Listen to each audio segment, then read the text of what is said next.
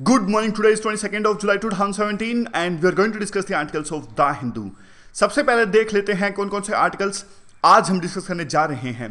पहला आर्टिकल बिहार की राजनीति से संबंधित है, एग्जाम के लिए बिल्कुल भी इंपॉर्टेंट नहीं है, इसे हम नहीं डिस्कस करेंगे। नीचे का आर्टिकल H1N1 वायरस से रिलेटेड काफी इंपॉर्टेंट आर्टिकल है, इसे हम डिस्कस करेंगे। यहां पे जो बड़ा आर्टिकल है, कल हमने एक इशू डिस्कस किया था। कर्नाटका गवर्नमेंट प्रयास कर रही है कि वो अलग से अपना फ्लैग अडॉप्ट करना चाहती है इंडियन पॉलिटी के अंदर में।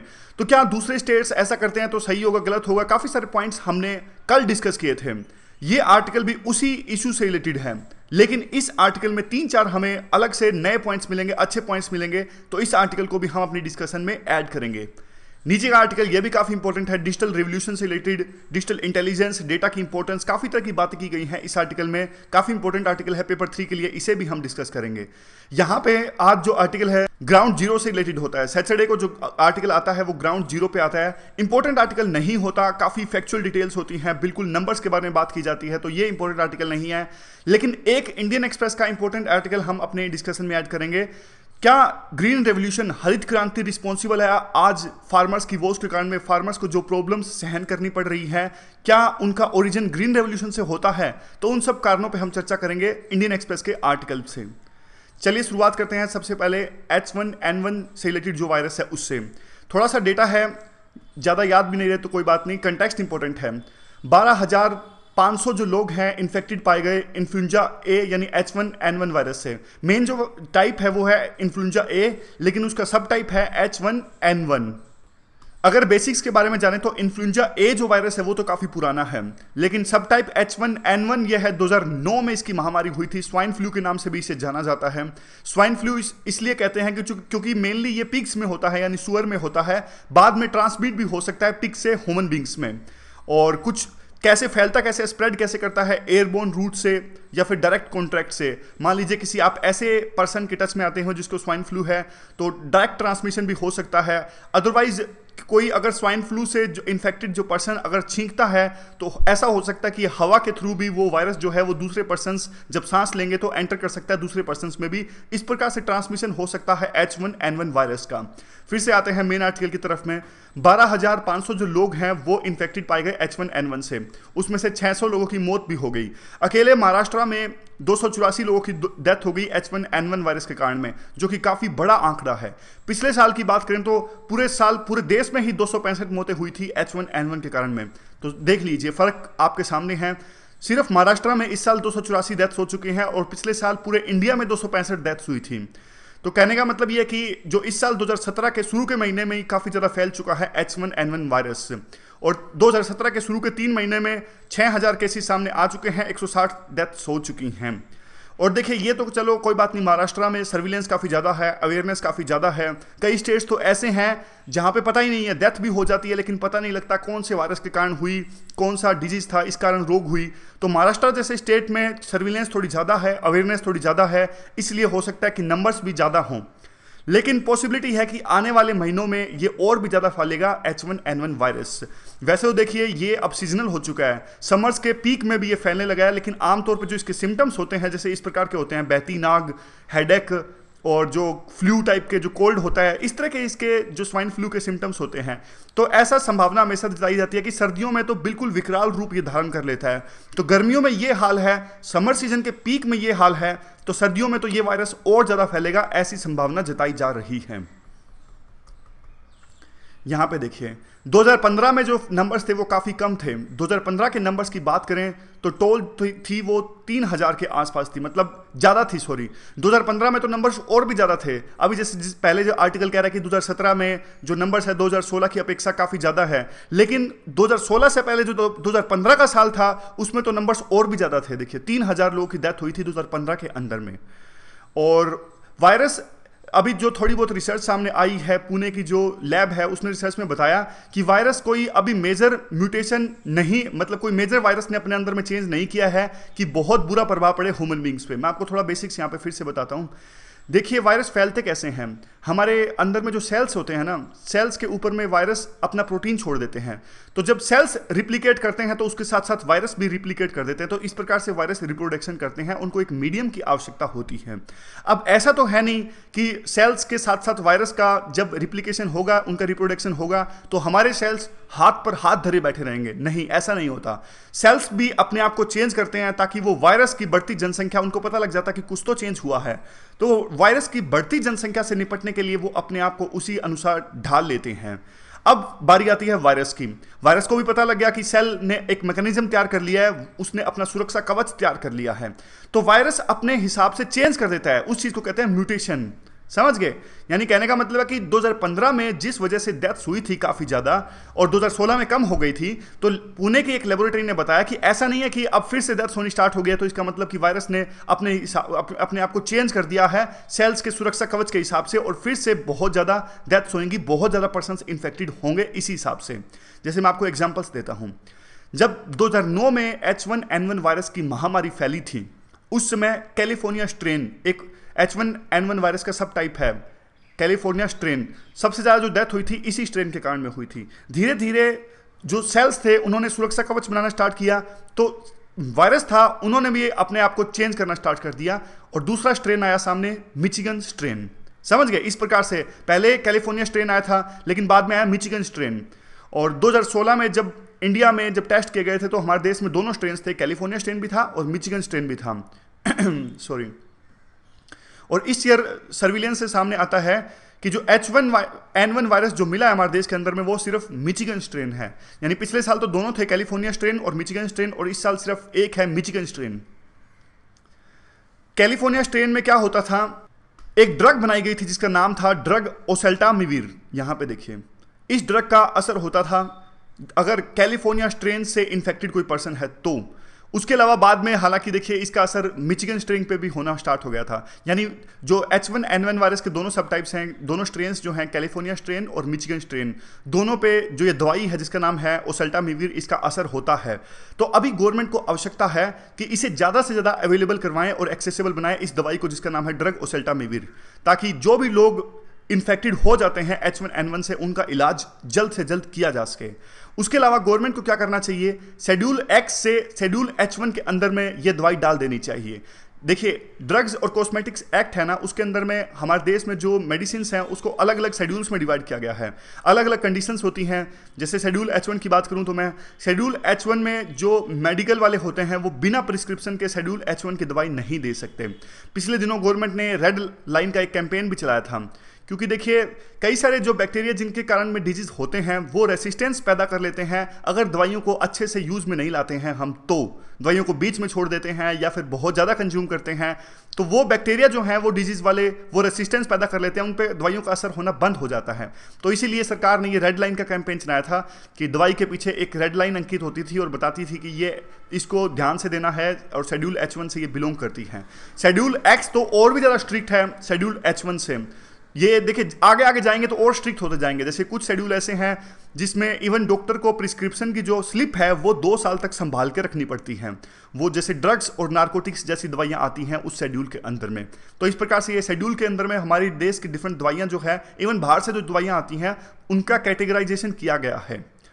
फिर गवर्नमेंट ये आर्टिकल कहता है कि टाइमली डायग्नोसिस, यानी बिल्कुल समय पर इलाज किया जाए जो भी लोग इन्फेक्टेड होते हैं इससे। और अगर मान लीजिए आसानी से दवाइयाँ उपलब्ध होती हैं, आसानी से इलाज उपलब्ध होता है, तो जो मौतें ज़्यादा हो रही हैं, डेथ्स ज़्यादा हो रही हैं, उनको निश्चित रूप से कम किया जा सकता है। लेकिन अगर मान लीजिए लेबोरेटरी नहीं बढ़ाई गई, जैसे आज हमारे देश में सिर्फ अच्छे ढंग से 42 लेबोरेटरीज उपलब्ध हैं जो कि इस तरह की डायग्नोस्टिक सर्विसेज प्रोवाइड करती हैं।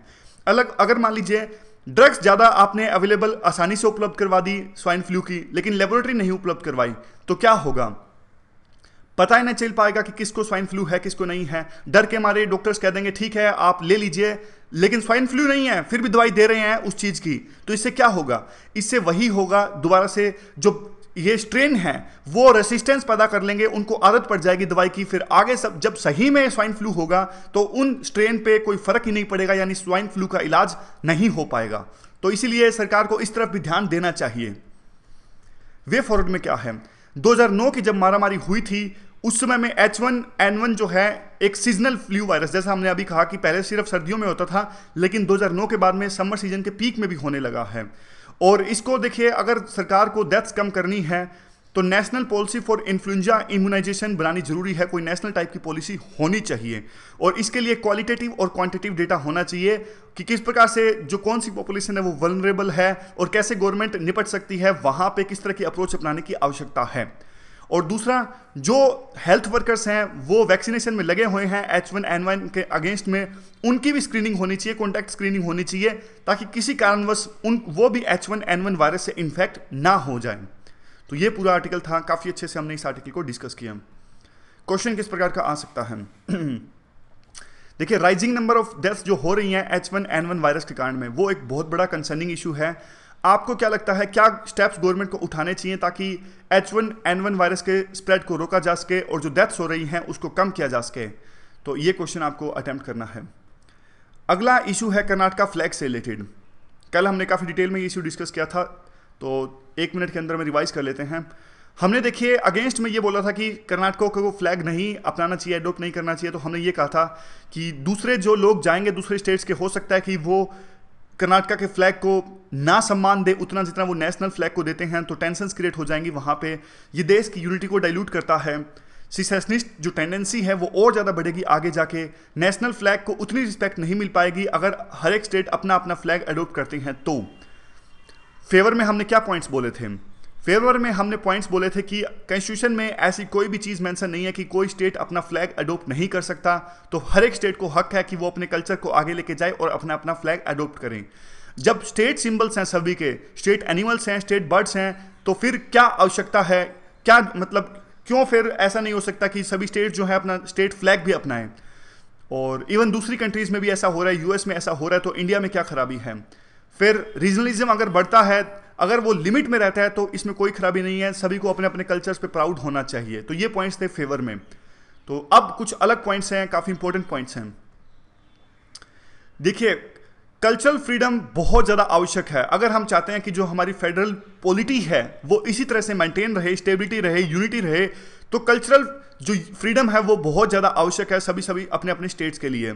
जैसे फिर से हम कल वो एग्जांपल दिया था ना हमने वे फॉरवर्ड का, वो गुलस्ता हमारा, जैसे मोहम्मद इकबाल का वो स्टैंजा था, गुलस्ता हमारा ये बुलबुले हैं इसकी। तो गुलस्ता मतलब जो गुलदस्ता है वो डिफरेंट कल्चर से मिलके बना हुआ है।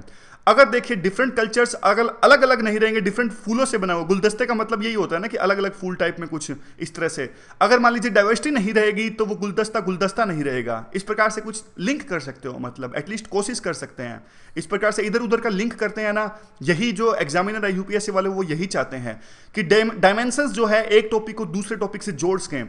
अब देखिए जैसे डिजीज का इशू था H1N1 वायरस का, कितनी डायमेंशन से हमने जोड़ा, डेटा से जोड़ा, अवेयरनेस से जोड़ा उस चीज़ को, पॉलिटी से कुछ नेशनल पॉलिसी जोड़ा, ये भी पॉलिटी है काइंड ऑफ, एजुकेशन भी एक अवेयरनेस में आ जाता है। तो अलग अलग डायमेंशन से जब हम जोड़ते हैं तो वो हमेशा हमारा आंसर्स हमेशा स्ट्रोंग रहता है, बजाय इसके कि, क्योंकि देखिए जर्नलिस्ट लोग उनको चाहिए यूपीएससी वालों को, बजाय इसके कि देखिए H1N1 वायरस में कोई रिसर्च जिसने PhD कर रखी है वो एक ही चीज पे पूरा आंसर लिख देगा, चाहे किताब लिखवा लो उससे। लेकिन यूपीएससी वाले नहीं चाहते कि पूरे आप एक ही पॉइंट पे अपना पूरा का पूरा आंसर लिख दो। तो यहां पे देखिए जो ये है नए फ्लैग की हम बात कर रहे थे, ये कहते हैं कि देखिए इस तरह की जो मूवमेंट कई स्टेट में चल रही है उसका कारण कहीं ना कहीं और है। जैसे आप देख के देखिए कि कर्नाटका के जो लोग हैं बेंगलोर मेट्रो में जो हिंदी के साइंस हैं, कुछ बेंगलोर के कन्नड़ा एक्टिविस्ट हैं, वो हिंदी के साइंस का भी विरोध कर रहे हैं। और इवन जब लंदन में AR रहमान का कंसर्ट चल रहा था तो AR रहमान ने तमिल सॉन्ग्स को ज़्यादा तवज्जो दी, तो इसका विरोध किया वहाँ पे लोगों ने और कहा कि हिंदी सॉन्ग्स ज़्यादा गाने चाहिए थे। तो अपने अपने कल्चर को प्रायोरिटी देने को लेके, प्रोमिनेंस में लाने को लेके यहाँ पे डिफरेंट लिंग्विस्टिक कम्युनिटीज़ के बीच में डिफरेंसेस चल रहे हैं और एक कंपटीशन चल रहा है जो कि देश के लिए सही नहीं है, पिस रहा है इसमें अपना देश। हिस्ट्री क्या कहती है? हिस्ट्री कहती है कि देखिए कर्नाटका का जो फ्लैग है वो देश से ऊपर नहीं है। ये एग्जांपल दे रहे हैं कि जो कर्नाटका अपने फ्लैग को अपनाने की बात कर रही है हमेशा से, जैसे एग्जांपल के तौर पे कहते हैं कि देखिए जो एक पोइट थे जिसका नाम था कुवेम्पू, उन्होंने 1928 में एक पोएम लिखी थी जिसका जो इस प्रकार से है, जया हे कर्नाटका माते। यानी कहने का मतलब है कि कर्नाटका जो है वो डॉटर है मदर इंडिया की, समझ गए? तो इनका आर्गुमेंट ये है कि कर्नाटका का फ्लैग जो है वो देश से बढ़ के नहीं है, वो कर्नाटका एक्टिविस्ट भी मान रहे हैं। और दूसरा एग्जांपल देते हैं कैसे ये इवोल्व हुआ, काफ़ी सारी हिस्ट्री दी गई है इसमें, कैसे कर्नाटका का जो फ्लैग है वो इवोल्व हुआ। जैसे एग्जांपल के तौर पे कहते हैं कि जब देश आज़ाद हुआ था तो संस्कृत और इंग्लिश जो थी वो काफ़ी ज़्यादा चर्चा में थी, लड़ाई चल रही थी कि इंग्लिश होनी चाहिए, संस्कृत नहीं होनी चाहिए देश की लैंग्वेज। उसमें कन्नड़ एक्टिविस्ट थे, कन्नड़ जो राइटर्स थे, उनको भी जरूरत महसूस हुई कि हमारा कल्चर जो है वो संस्कृत या फिर इंग्लिश डोमिनेंस के पैरों तले दब जाएगा। तो इसलिए उनको जरूरत महसूस हुई कि हमारा जो कल्चर है वो भी प्रोमिनेंस रहना चाहिए, वो भी एक प्रकार से स्प्रेड होना चाहिए। जहाँ जहाँ कन्नड़ लोग हैं वहाँ पे इवन जो दूसरे लोग आते हैं कर्नाटका के अंदर में, वो भी उनको भी सीखनी चाहिए जो कन्नड़ लैंग्वेज है वो। और बाद में क्या हुआ था, डीएमके ने अपना फ्लैग अडॉप्ट किया था उस समय में, तो उनकी राइवलरी थी कन्नड़ लोगों की तमिलनाडु के साथ में, तो इसलिए इन्होंने अपना फ्लैग भी अडॉप्ट किया। ये है देखिए कर्नाटका का जो फ्लैग है जिसकी बात काफ़ी चर्चा हो रही है। तो उस समय तमिलनाडु से कंपटीशन के चलते डीएमके ने अपना फ्लैग अडॉप्ट किया था, तो इन्होंने भी अपना फ्लैग अडॉप्ट किया था कर्नाटका वालों ने। आगे है कहीं ना कहीं ये कहते हैं कि देखिए सेंटर की जो पॉलिसीज हैं वो भी जिम्मेदार हैं कि इस प्रकार से डिफरेंट लिंग्विस्टिक कम्युनिटीज़ जो हैं अपनी अपनी मूवमेंट चला रही हैं। जैसे एग्जांपल के तौर पे अभी सेंट्रल गवर्नमेंट क्या कर रही है, central government directly indirectly Hindi को इंपोज करने की कोशिश कर रही है इनके हिसाब से। जैसे अभी एक्सटर्नल अफेयर मिनिस्ट्री का डिसीजन हुआ कि इंडियन पासपोर्ट्स के ऊपर में जो डिटेल्स होंगी वो इंग्लिश के साथ साथ हिंदी में भी होंगी। और एक पर्सनल जो मिनिस्ट्री है उनकी भी डिज़ायर है कि डिफरेंट मिनिस्ट्रीज़ में गवर्नमेंट ऑफिस में जो बातचीत होती है वो रूटीन जो बातचीत होती है उसमें हिंदी में हो वो बातचीत। तो इस प्रकार से जो गवर्नमेंट के एफर्ट्स हैं वो भी रिस्पॉन्सिबल है कहीं ना कहीं डिफरेंट लिंग्विस्टिक कम्युनिटीज़ के बीच में जो ये कंपटीशन चलता है। एक और एग्जाम्पल देते हैं, बीजेपी के एक एमपी ने कहा, जब ये मूवमेंट चल रही थी, जब रेशियल के खिलाफ में काफ़ी प्रोटेस्ट चल रहा था, अफ्रीकन्स के खिलाफ में हमले हुए थे, तो पूरे वर्ल्ड के सिनेरियो में भी हमारा काफ़ी क्रिटिसिज्म हुआ और ये काफ़ी लोगों ने क्वेश्चंस पूछा था वर्ल्ड कंट्रीज ने, आर इंडियंस आर रेसिज्म। तो बीजेपी के एमपी ने एक रिप्लाई दिया था, एक आर्गूमेंट दिया था कि अगर हम रेसिस्ट होते तो हम साउथ इंडियंस के साथ में नहीं रहते। काफ़ी क्रिटिसिज्म इनके इस आर्गूमेंट का हुआ था और इसी आर्गूमेंट को अभी इसी बात को लेके अब क्रिटिसाइज कर रहे हैं। ये कहते हैं कि देखिए जो माइंडसेट है वो बदलना चाहिए। मतलब क्या है इस बात का, क्या ये कंट्री सिर्फ नॉर्थ इंडियंस का है कि जिस प्रकार से जो बीजेपी के एमपी ने बात कही थी कि नॉर्थ इंडियंस साउथ इंडियंस के साथ में नहीं रहते, अगर क्योंकि वो उनका जो रंग है थोड़ा ब्लैक है, अगर वो यूं कहते कि हम खुद ही ब्लैक हैं तो उनकी बात सही होती। खुद ही का मतलब हम सब आ जाते हैं नॉर्थ इंडियन साउथ इंडियन, लेकिन उनका कहने का मतलब ये था कि अगर हम रेसिस्ट होते तो हम कभी साउथ इंडियन के साथ में नहीं रहते। तो मतलब कहने का क्या हुआ, तो कहने का मतलब तो ये हुआ ना कि दोनों अलग अलग आइडेंटिटी हैं। तो आगे देखिए,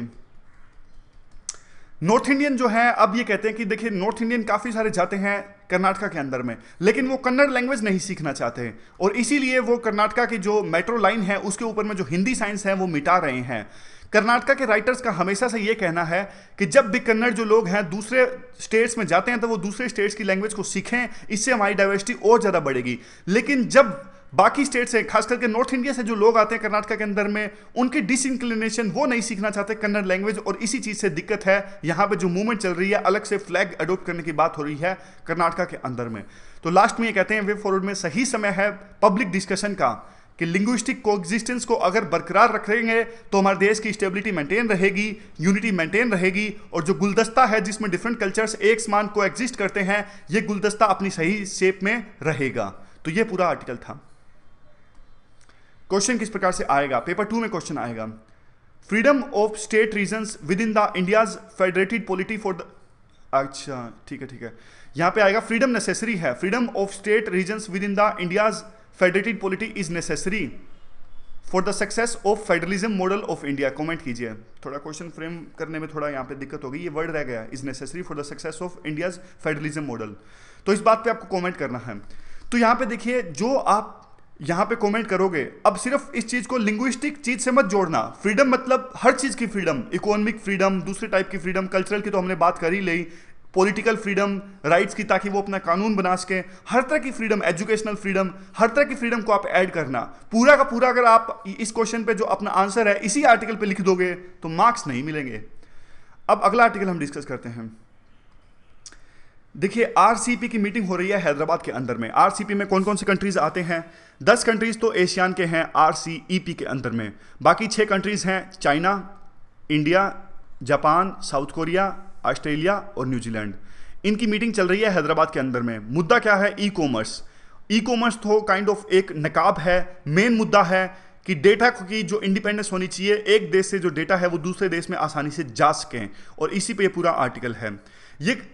ये कहते हैं कि देखिए वैसे तो आरसीपी के अंदर में काफ़ी ज़्यादा कंटेंटियस इश्यूज हैं, लेकिन एक सबसे ज़्यादा जो इंपॉर्टेंट इशू है वो है ई कॉमर्स के नाम पे डेटा की इंडिपेंडेंस मांग रहे हैं कई देश। यानी अगर डेटा की इंडिपेंडेंस होगी तो हमारे जैसे जो देश हैं वो डिजिटल के रिलेटेड जो भी पॉलिसीज हैं वो नहीं बना सकेंगे, और काफ़ी ज़्यादा बाउंडेशंस हमारे देश पे हो जाएंगी। जो भी डेटा हमारे देश से जो डेटा है आसानी से मूव कर सकेगा दूसरे देशों के अंदर में, लेकिन वो डेटा कितना इंपॉर्टेंट है, वो डिजिटल इंटेलिजेंस में किस प्रकार की शेप लेता है, वो सब चीज़ें अब आने वाले आर्टिकल में आने वाली हैं, आने वाले आगे स्लाइड्स में आने वाली हैं। ये देखिए, ये कहते हैं डेटा देखिए दो प्रकार का होता है। एक डेटा होता है जैसे ग्लोबल कम्युनिकेशन से रिलेटेड, आज यूएस में कोई चीज हो रही है, कोई घटना घटित हो रही है, तो उसका डेटा हमारे देश में आ जाता है वेबसाइट्स के थ्रू। एक तो इस प्रकार का डेटा हुआ सोशल कम्युनिकेशन से रिलेटेड डेटा, सोशल मीडिया से रिलेटेड डेटा।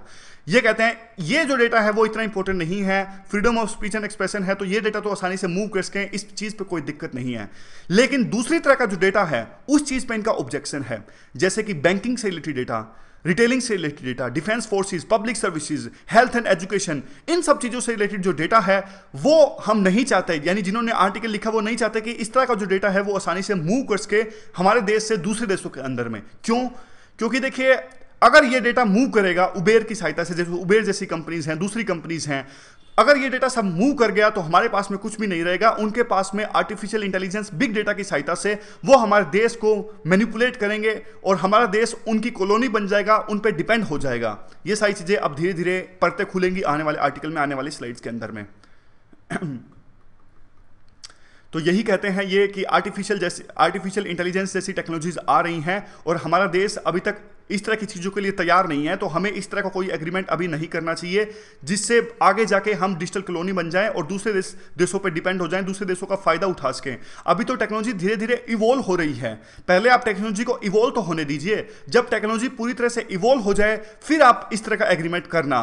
जैसे एग्जाम्पल के तौर पर चाइना ने क्या किया, चाइना ने पहले ये किया, चाइना ने पहले अपने आप को तैयार किया। अब यहाँ पे एग्जाम्पल के थ्रू मैं आपको बताता हूँ, पूरे वर्ल्ड में क्रोम यूज होता है लेकिन चाइना क्रोम नहीं यूज करता, चाइना गूगल नहीं यूज करता, चाइना बैडू यूज करता है। चाइना ने हर एक चीज में अपने अपने विकल्प बना लिए हैं, फेसबुक का विकल्प, ट्विटर का विकल्प, क्रोम का विकल्प, बैडू का विकल्प यानी गूगल का विकल्प। चाइना ने हर एक तरह के अपने विकल्प बना लिए हैं और डिजिटल इकोनॉमी को काफी स्ट्रॉन्ग कर लिया है। अब जाके चाइना एग्रीमेंट करना चाहता है और इंडिया को भी ऐसा ही कुछ करना चाहिए। पहले आप अपनी देश की इकोनॉमी को स्ट्रॉन्ग बनाइए, डिजिटल इकोनॉमी को स्ट्रॉन्ग बनाइए, बाद में जाके आप एग्रीमेंट बनना। अगर बिना आप अपनी डिजिटल इकोनॉमी को स्ट्रॉन्ग बनाए किसी तरह का एग्रीमेंट करते हो, डेटा को फ्लो होने देते हो, क्योंकि आज होता क्या है, सारी जो बड़ी कंपनीज हैं, चाहे उबेर मान लीजिए, दूसरी बड़ी कंपनीज हैं, वो क्या करती हैं वो हमारे देश में काम करती हैं, वो डिजिटल इंटेलिजेंस इकट्ठा कर लेती हैं। डिजिटल इंटेलिजेंस क्या होती है? डिजिटल इंटेलिजेंस एक बिहेवियर होता है। जैसे मैं आपको बताता हूं एग्जांपल के थ्रू। बिहेवियर कैसे? मान लीजिए उबेर है, उबर जो कंपनी है ट्रांसपोर्ट की, टैक्सीज ये प्रोवाइड करती है, ये इन्होंने काफ़ी, अब 1-2 साल हो गई है ऑपरेशन चलाई रही है इंडिया के अंदर में, इनको काफ़ी कुछ बिहेवियर का पता लग गया है इंडियन कस्टमर्स का। तो उसी हिसाब से वो कस्टमर्स का जो इंटरेक्शन चेंज कर सकती है उनके साथ में, उनको लुभा सकती है, कौन सी सिटी में कहाँ पे कितना ट्रैफिक मिलेगा, किस टाइम मिलेगा, बहुत तरह का डेटा है जो इकट्ठा कर लिया है उबर ने, जो कि काफ़ी इंपॉर्टेंट है एक कोई भी कंपनी स्टैब्लिश करने के लिए आगे, या फिर कस्टमर्स के इवन बिहेवियर को मैनिपुलेट करने के लिए भी काफ़ी ज़्यादा इंपॉर्टेंट है वो डेटा, कि इंडियन कस्टमर्स कौन से एडवर्टाइजमेंट कैंपेन से ज़्यादा प्रभावित होते हैं, कौन सी चीज़ उनको अच्छी लगती है, कौन सी बुरी लगती है। तो ये सारी चीज़ आती है डिजिटल इंटेलिजेंस के अंदर में। जैसे मैं आपको बता दूं, दूसरा एग्जाम्पल आप ले सकते हैं। जैसे अब देखिए जो यूट्यूब पे चैनल्स हैं वो अपना अपना वीडियो डालते हैं, तो उनको पता है कि कौन सी चीज़ जो है वो अच्छी लगती है जो लोग वीडियो देखते हैं। जैसे तभी वो बोलते हैं कि उनको अगर अपनी वीडियो, उनको पता है कि अगर उनको अपनी वीडियो को ज़्यादा व्यूअर्स तक पहुंचाना है तो इसलिए वो बोलते हैं सब्सक्राइब कीजिए, लाइक कीजिए, कमेंट कीजिए। हम सब ऐसा नहीं बोलते क्योंकि अपना तो बिल्कुल फंडा ही अलग है ना, हमारा तो मेन मकसद है ही पेपर क्लियर करना, ये यूट्यूब जैसी चीज़ें हमारे लिए है नहीं वैसे। लेकिन दूसरे चैनल्स का एक एग्जाम्पल है मान लीजिए, तो ये डिजिटल इंटेलिजेंस उन चैनल्स ने इकट्ठा कर ली है कि कौन सी चीज़ें ऐसा वो करेंगे जिससे उनके व्यू ज़्यादा आएंगे, जिससे उनका कमेंट ज़्यादा आएंगे। तो यही है डिजिटल इंटेलिजेंस। लेकिन हमारे देश ने अभी तक इकट्ठी नहीं करी है डिजिटल इंटेलिजेंस, हमारा देश अभी भी पीछे रुका हुआ है। पीछे रुका हुआ का मतलब कैसे? पीछे रुका हुआ का मतलब ऐसे है कि अभी तक हम आईटी के जो एल्गोरिथम्स है, कोडिंग है, वहीं पे सिमटे हुए हैं। लेकिन ये कहते हैं कि देश देखिए, दुनिया जो है काफी आगे बढ़ गई है, आर्टिफिशियल इंटेलिजेंस का आज जमाना है, तो हमको भी एक डिजिटल रेवोल्यूशन लाने की आवश्यकता है डोमेस्टिक मार्केट को कंसीडर करते हुए। जब डिजिटल रेवोल्यूशन आ जाएगा फिर जाके आप इस तरह के एग्रीमेंट्स साइन करना। और ऐसा नहीं कि गवर्नमेंट अभी कुछ भी नहीं कर रही है इसके रिगार्डिंग। जी हाँ, गवर्नमेंट कर रही है। डिजिटल जो इंडिया है वो काफी तरह से अच्छे ढंग से चल रहा है, लेकिन अभी भी हम काफी पीछे हैं, काफी क्या बहुत ज्यादा पीछे हैं हम अभी। गवर्नमेंट ने अच्छी शुरुआत करी है, कुछ कुछ चीजों में गवर्नमेंट पब्लिक रूप से इंफ्रास्ट्रक्चर क्रिएट करने की कोशिश कर रही है, और कुछ ऐसी वेबसाइट बनाई गई है जैसे इंडिया स्टैक, यानी डिजिटल रेवोल्यूशन लाने की तरफ थोड़ा थोड़ा ध्यान दिया जा रहा है। लेकिन अभी देखिए, झूठ ये है कि जब तक हम तैयार नहीं हो जाते, हमारा देश जो डिजिटली स्ट्रेंथन नहीं हो जाता, तब तक आप जो RCEP के अंदर में जो नेगोशिएशंस चल रही हैं, जिसमें जो दूसरे देश हैं वो मांग कर रहे हैं कि डेटा अच्छे से मूव कर सके, तो फिर आप उस तरह की नेगोशिएशंस में पार्टिसिपेट मत कीजिए, किसी प्रकार का एग्रीमेंट उनके साथ में मत साइन कीजिए। क्योंकि अगर आज आप उस तरह का एग्रीमेंट साइन करते हो तो बस वही सेम बात कि आप डिपेंडेंट हो जाओगे, आप काफी पीछे छूट जाओगे, डिजिटली कॉलोनी बन जाओगे आप दूसरे कंट्रीज की। जहां से भी बड़ी कंपनीज जैसे US की कंपनी है, चाइना की कंपनीज हैं, वो काफी कुछ मैनिपुलेट कर सकेंगे हमारे देश की सोशो इकोनॉमिक या फिर जो भी पॉलिसीज हैं उनको मैनिपुलेट वो देश कर सकेंगे अपनी कंपनीज की सहायता से। ये पूरा आर्टिकल था। सारे के सारे पॉइंट्स जो भी हमने डिस्कस किए वो इसके अंदर में मौजूद हैं। अब कई बार ऐसा होता है कि देखिए स्लाइड ना आगे पीछे हो जाती है, क्योंकि बोलते बोलते मतलब अगर आप समझोगे, अगर बिल्कुल लाइट वे में कहूँ तो बोलते बोलते कई बार जोश आ जाता है, तो जोश आ जाता है तो इतना टाइम नहीं होता कि स्लाइड्स को आगे लेके पलटा जाए। तो इस प्रकार से, इसलिए जो सारे पॉइंट्स हैं वो तो आपको मिल ही जाएंगे ना। किस प्रकार से हम आर्टिकल को डिस्कस कर रहे हैं वो चीज़ इंपॉर्टेंट है, ना कि ये स्लाइड्स, क्योंकि डिस्कशन जो है वो याद करवा देती है, आपकी माइंड में छप जाते हैं पॉइंट्स, वो चीज़ इंपॉर्टेंट है।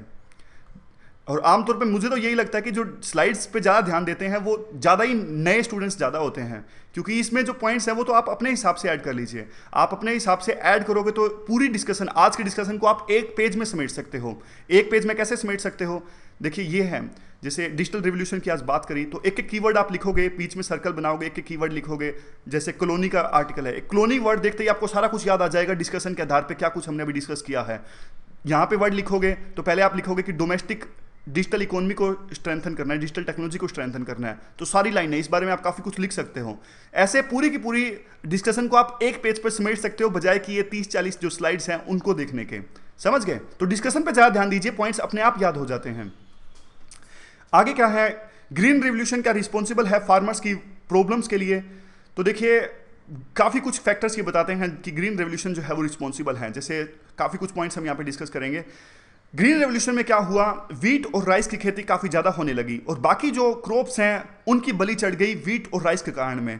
ऐसा काफ़ी कारणों से हुआ। जैसे एमएसपी का मैं आपको एग्जांपल देता हूँ। मान लीजिए किसी फसल का मिनिमम सपोर्ट प्राइस अगर सरकार ज़्यादा देगी तो जो किसान है ज़्यादा से ज़्यादा उस फसल को उगाएंगे, क्योंकि उनको फ़ायदा लगेगा इस चीज़ में। तो इसी चीज़ के कारण में जो मिनिमम सपोर्ट प्राइस की जो पॉलिसीज हैं सरकार की, जो ग्रीन रेवोल्यूशन के दौरान में शुरू हुई थी, तो एक दो तीन जो फसलें हैं उन पर ज़्यादा ध्यान देने लगे किसान, और जो पल्सेस हैं, दालें हैं या फिर दूसरी क्रॉप्स हैं, वो पीछे छूट गई। क्रॉप रोटेशन रह गया क्योंकि बार बार सेम फसल उगाई जाती थी। फर्टिलाइजर पर डिपेंड हो गए किसान। मैन्योर जो पहले यूज होता था वो इररिलेवेंट हो गया। मिनिमम सपोर्ट प्राइस काफ़ी गलत था गवर्नमेंट का। होना चाहिए, बिल्कुल सही है, लेकिन एक बैलेंस स्थापित होना चाहिए डिफरेंट फसलों के बीच में। अब सिर्फ वीट और क्रॉप पे ध्यान दोगे, बाकी फसलों पे ध्यान नहीं दोगे, तो डेफिनेटली हमारी जो खेती है वो इम्बैलेंस हो जाएगी। कॉस्ट काफ़ी बढ़ गई। देखिए शुरू में तो काफ़ी प्रोडक्टिविटी बढ़ी ग्रीन रेवोल्यूशन के दौरान में, जब फर्टिलाइजर्स, केमिकल साइड्स यूज होने लगे, लेकिन धीरे धीरे धीरे धीरे फार्मर्स पूरी तरह से डिपेंड हो गए फर्टिलाइजर्स पे। और इससे क्या हुआ, कुछ फर्टिलाइजर्स का बहुत ज़्यादा यूज होने लगा, एनपीके का, यूरिया का बहुत ज़्यादा यूज होने लगा जैसे, तो सोइल की प्रोडक्टिविटी है वो धीरे धीरे घटने लगी और सोइल का डिग्रेडेशन भी हुआ।